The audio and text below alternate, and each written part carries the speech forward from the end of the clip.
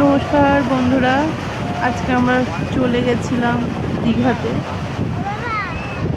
আপনারা দেখতেই পাচ্ছেন পুরো ভরা জোয়ার চড়ছে, চারিদিকে মানুষজন সবাই ওয়েট করে রয়েছে কখন ভাটার নামবে, কখন একটুখানি সবাই সমুদ্রে নামবে।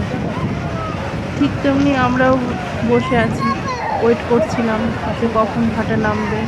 হ্যাঁ, দেখতে পাচ্ছেন ওই দিকটাতে প্রচণ্ড ভিড় রয়েছে, সবাই দাঁড়িয়ে আছে, কেউ কেউ আবার নেমে পড়েছে। আমরা প্রথমবার গেছিলাম দীঘাতে, আপনারা যদি না গিয়ে থাকেন তাহলে একবার যাবেন, ভালো লাগবে আশা করি। সবাই বসে আছে, আমরা এদিকে বসেছিলাম।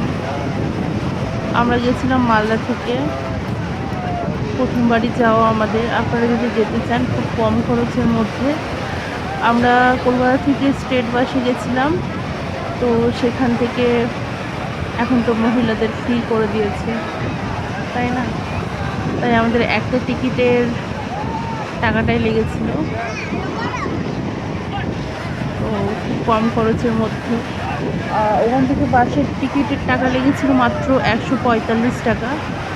আসার সময় আমরা বাসে করেই এসেছিলাম, কারণ দীঘা থেকে খুব ভালো একটা ট্রেন পাওয়া যায় না, ডিরেক্ট ট্রেন পাওয়া যায় না।